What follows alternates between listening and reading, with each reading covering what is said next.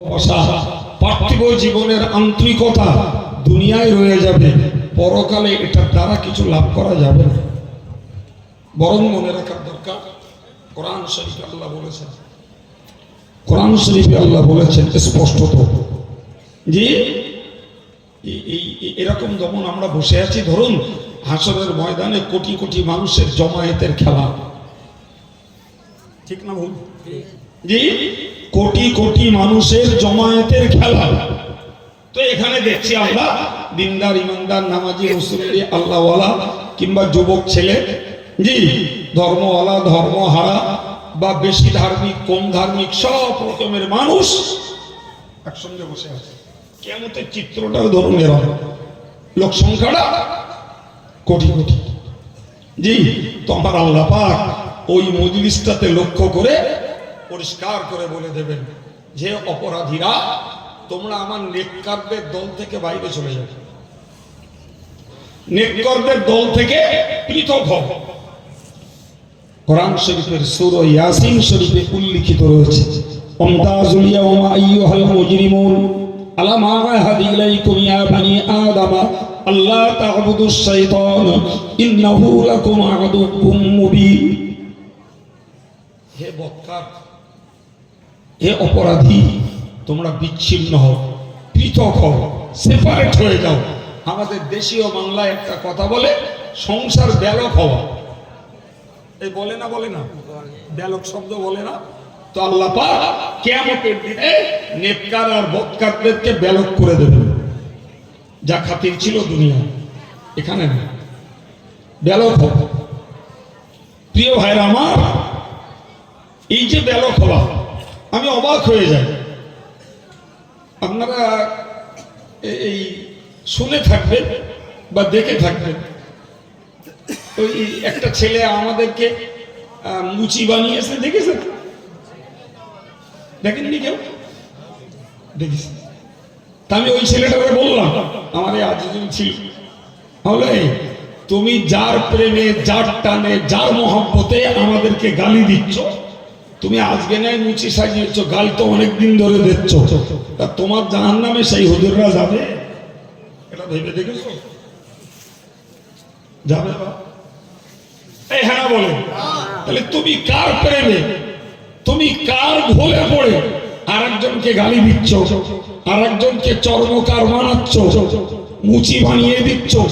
তুমি যার উস্কানিতে, যার প্রেমে, যার মহব্বতে সর্বনাশ করছো, সে তোমার জাহান্নামের ঠিকাদার নয়, সে তোমার জাহান্নামের জায়গায়, তোমার জায়গায় সে যাবে না। বলো, যাবে না? তোমার জায়গায় তোমাকে যেতে হবে।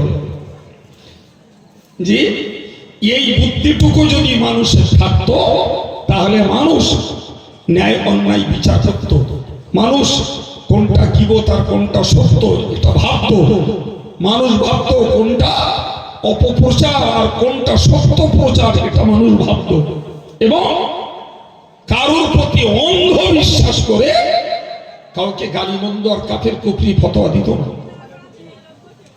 ঠিক না ভুল? জি, এইটুকু ভয় মানুষের নেই। যেখানে পরিষ্কার আমরা শুনে আছি, বলো বাবা, শুনে আছি, শুনিনি তা নয়। ইয়াওমা ইয়াফিরুল মারউ মিন আখিহি ওয়া উম্মিহি ওয়া আবিহি ওয়া সাহিবাতিহি ওয়া বানিহি লিকুল্লি ইমরিইম মিনহুম ইয়াওমা ইযিন শানুন ইউগনি। একদম কোরআনের স্পষ্ট বার্তা। ইয়াফিরুল মারউ মিন আখিহি, একজন মানুষ তার ভাইকে দেখে পালিয়ে যাবে, ও উম্মিহি, সন্তান তার মাকে দেখে পালিয়ে যাবে, ও সাহিবাতিহি, স্বামী তার স্ত্রীকে দেখে পালিয়ে যাবে, ও বানিহি, বাপ তার বেটাকে দেখে পালিয়ে যাবে, এমনকি সন্তান তার বাপকে দেখে পালিয়ে যাবে। আমার আল্লাহ মৌলিক কথা বলে দিলেন, ওই দিনের কথা, লিকুল্লি ইমরিইম মিনহুম ইয়াওমা ইযিন শানুন ইউগনি। প্রত্যেকটা ব্যক্তি নিজের কর্মে সে দায়বদ্ধ হয়ে যাবে।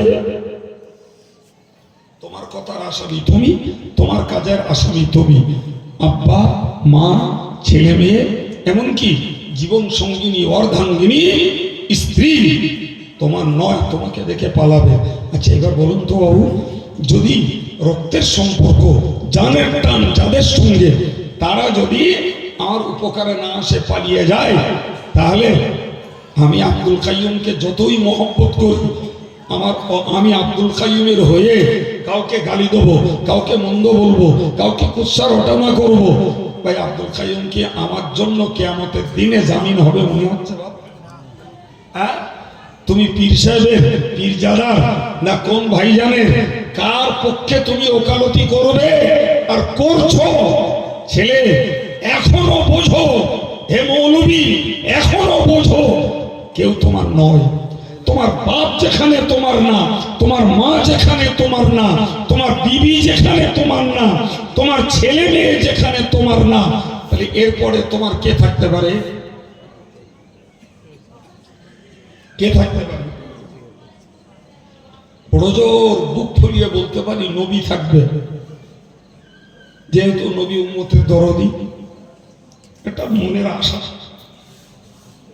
মনের আশা। কিন্তু জানেন, মনে রাখবে, পরিষ্কার সহিহ মুসলিম শরীফের হাদিসে এসেছে, যারা পৃথিবীতে বেদাত কাজ করে, নিত্য নতুন কাজ আর কথার আবির্ভাব ঘটায়, এদেরকে নবী সুহকন সুহকন, দূর হয়ে যা, দূর হয়ে যা বলে তাড়িয়ে দেবে।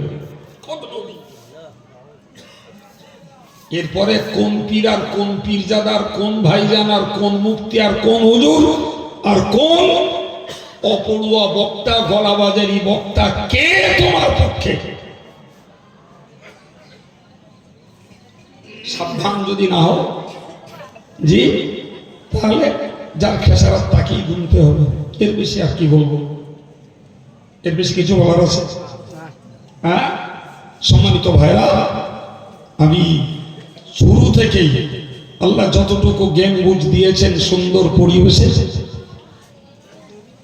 জ্ঞানমূলক কিছু আলোচনা কোরআন শরীফের তথ্য অনুযায়ী তুলে ধরছি এবং আপনাদের মতো সজাগ উর্বর ব্রেনের কাছে আমার এই কথাগুলোকে পেশ করছি।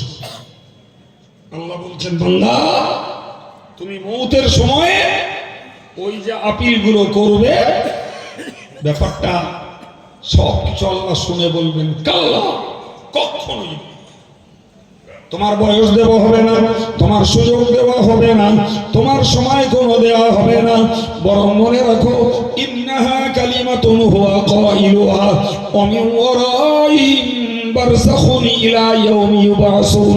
ও বান্দা তুমি মনে রাখো, তোমার পিছনটাতে রয়েছে পর্দার জগৎ, তোমার পিছনে রয়েছে গোপন জগৎ, তোমার পিছনে রয়েছে আড়ালের জগৎ, যাকে কোরআনের ভাষায় বলা হয়, কোরআনের ভাষায় বলা হয় বারযাখ।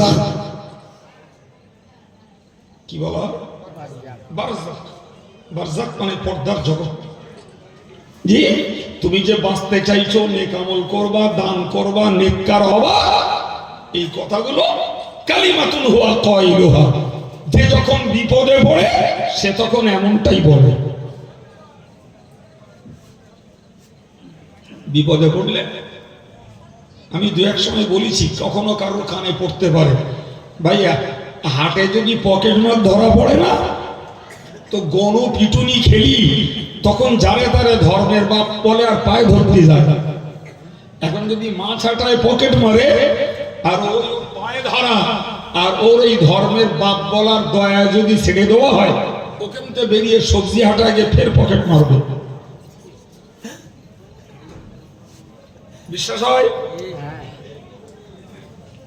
তো যারা নফসের গোলাম হয়ে গেছে, শয়তানের গোলাম হয়ে গেছে, ভাই এ যখন বিপদে পড়ে তখন ঘন পাকে আল্লাহরে ডাকবে, তখন বলবে আল্লাহ ফিরিয়ে দাও, যৌবন কালটা আবার দাও, একটু সময় দাও, দান করব, সৎ হব, নেক আমলগুলো করব। আমার আল্লাহ বললেন এটা বিপদকালীন মানুষের কথা। বিপদে যে যখন পড়ে তার হাল ওই হয়। কোরআনের একটা আয়াত বুঝুন, বুঝলে এটা ক্লিয়ার হবে। আমার আল্লাহ বলছেন ইযা রাকিবু ফিল ফুলকি, মানুষ যখন সাগরের মাঝে কিস্তিতে চড়ে, সাগরে কিস্তিতে চড়েছে, আর মাঝামাঝি যে সাগরে ঝড় উঠেছে। সে হিন্দু না মুসলিম না জৈন না খ্রিস্টান না বৌদ্ধ, যে কারোর মনে বাপ মা বিবি বাচ্চা নেতা নেত্রী মন্ত্রী কারোর কথা মাথায় আসবে না। যে যার ভাষায় স্রষ্টাকে যে বলে ডাকে, যা বলে ডাকে, ওই একটাই বলি বেরোবে। কেউ বলবে আল্লাহ, কেউ বলবে ভগবান, কেউ বলবে ঈশ্বর, কেউ বলবে গড, এছাড়া আর কোনো বলেন বলেন হ্যাঁ বলেন। জি, আমি নিজেও একবার ওই পাল্লায় পড়ে দেখেছি, নিজেও ওই পাল্লায় একবার পড়েছি। তা সে কান্না আর ওই ভগবান ঈশ্বর যার যা বলি, আর আমি পড়ে কলেমানে পড়ে দোয়া ইউনুস পড়ে দেখে দেখে শুধু খেল দেখতেছি, একে হার নাকি। 40 মিনিট সাগরের মাঝে, জি, লঞ্চ এই গেল এই গেল এই গেল। আমি ওই একবার কলেমা পড়ে গেছি, কবার দোয়া ইউনুস পড়লে চুপচাপ দাঁড়িয়ে শুধু খেল দেখতেছে। তখন তো ইয়াং মতন ছিলেন তো, 1988 সালে। কত বছর হচ্ছে? 36 বছর আগে দোয়া ইউনুস পড়েছি, কলেমা পড়েছি, বাকি ওদের খেল দেখতেছি। 40 মিনিট পরে আল্লাহ হেফাজত করে দেবে। তখন তো জ্ঞানের পরিধিও বাড়িনি, বয়সের অভিজ্ঞতাও বাড়িনি, ছেলে মানুষ। তো যাই হোক, কোরআনের কথাটা পরে বুঝেছি। আল্লাহ বললেন সাগরে যখন হাবুডুবু খায় মুখলিসিনা লাহুদ্দিন, তখন একদম খাঁটি দিনে নিষ্কলুষ মনে, মনের ভিতরে অন্য কিচ্ছু নেই, একদম পরিচ্ছন্ন মনে শুধু আল্লাহরে ডাকে। কে বলছেন? জোরে বলেন, কে বলছেন?